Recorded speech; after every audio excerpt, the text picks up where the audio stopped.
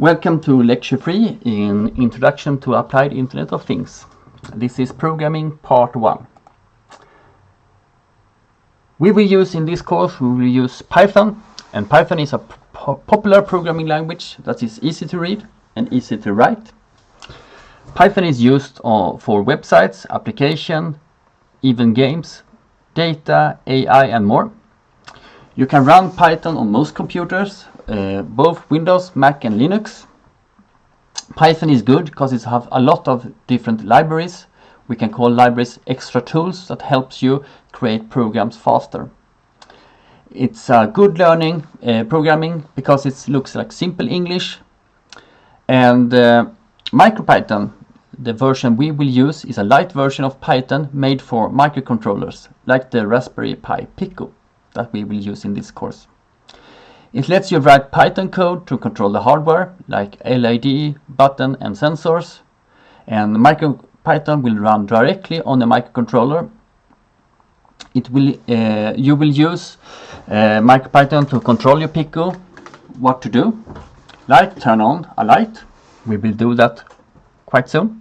Or maybe read a sensor. It supports most common Python commands, but not really everything. Indentation. In Python we use indentation, that means spaces in the beginning of the line, to show which lines belong together. For example, if we have an if statement or a loop, the lines that are part of it must be indented. This tells Python what to run when the condition is true for the if statement or when the loop is active.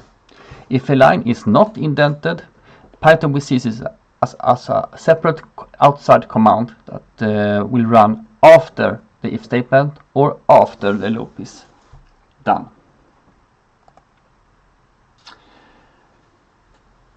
An IDE, Integrated Development Environment, it's a program that helps you write code. It can display the code in different colors, check for errors and help you run your code. You can write, save and test your code in one place. Some IDEs are simple, others have a lot of different tools for big projects. In this course I will use Tony, that is a beginner-friendly IDE, but if you are a more experienced user, you can use VS Code with some extensions to make your projects. But if you use Tony, you can download it from tony.org and install it.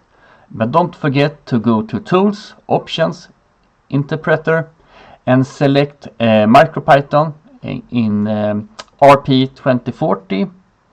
And after you insert your Pico, it will be found, hopefully.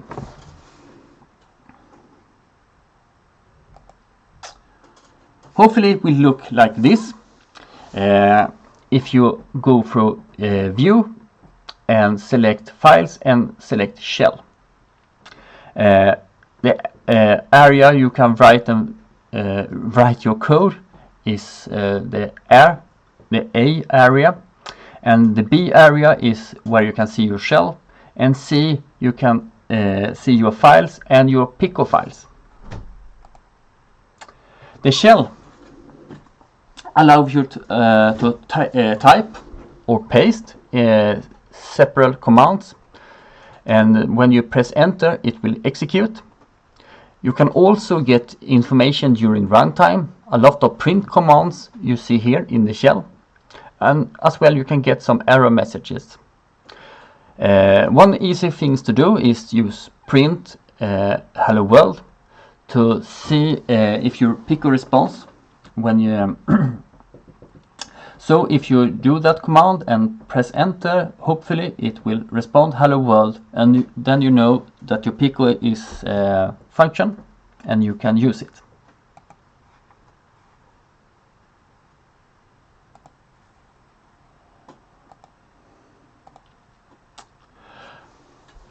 How to create a script. First of all, you have to have your Pico connected. And in View you have to show your files. So in that area, right click and select new file. You can name it main.py pi, and then you can double click it and start writing code. In this first example, I will use this hardware setup. I will use an LID and use the long leg on GPIO0 is the one named 1 here, and the short leg on the negative rail. And I will connect the negative rail with the ground that is on port 3. And I will use a resistor about 200 ohms for that.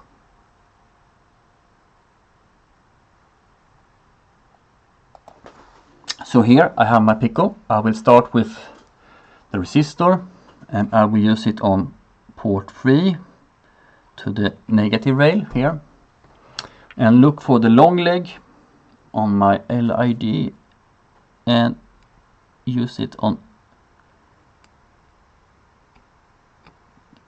I will use the first one and the second instead.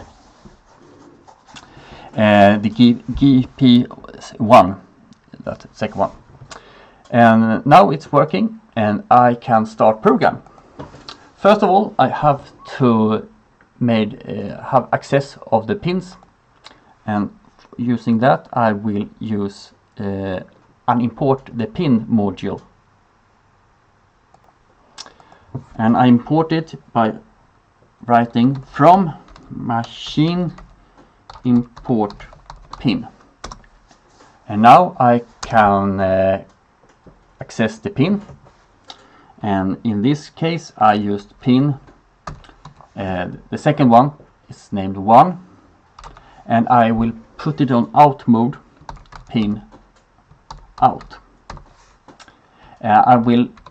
It's easier to control this by giving it a name.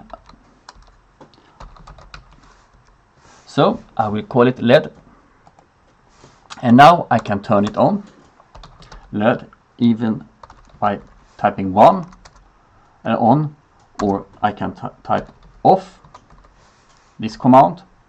Don't forget the parentheses, but I will use value,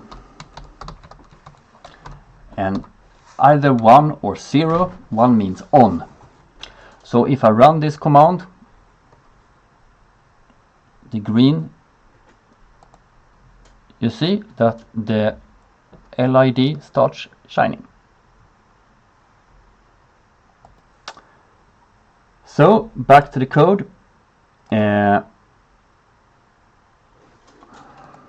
Here, in this case I used the pin 0 instead, but it's the same.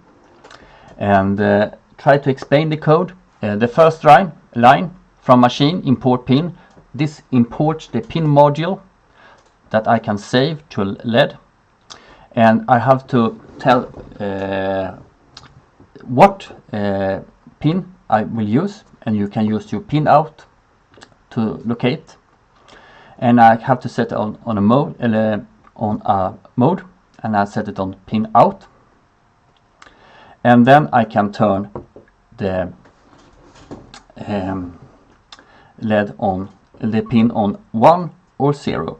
1 means, yeah, I turn the light on.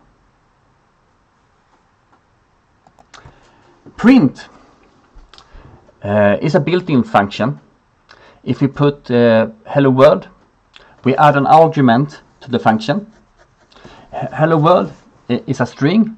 Simplified, you can identify a string of about a collection of characters surrounded by quotes, single or double quotes.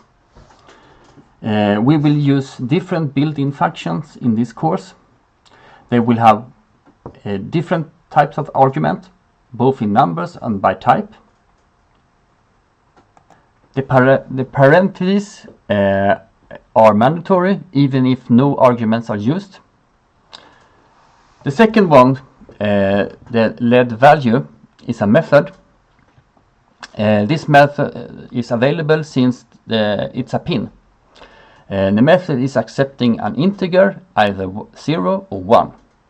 We will use different objects and methods in this course, and they will have different arguments, both in numbers and by type. And also here there are the parentheses are mandatory, even though no arguments are used. We will update the script. We will import a command called sleep that pauses the application. If you have an argument with 1, it will pause the application for 1 second. Sleep also need an import. We will also use something called while, and we will talk about while later on in the course, but it's a loop. And it will start a loop, and since we write while true, it will run forever. And you see here, now we have to indent the code, and we will use LED on, and then sleep, and LED off, and sleep. So, back to our code. First of all, we have to import from time, import sleep. This is the LED I will use. I will remove that one and create this while loop, while true. And you see the program help us with some extra spaces, and I will turn the LED to on, and then I will sleep for 1 second, and then I will put it off, and then I will sleep for another second, and then I will run the program, and hopefully you see that we now can control the LED. If you have any questions, don't forget to use the Discord server, and good luck with your programming.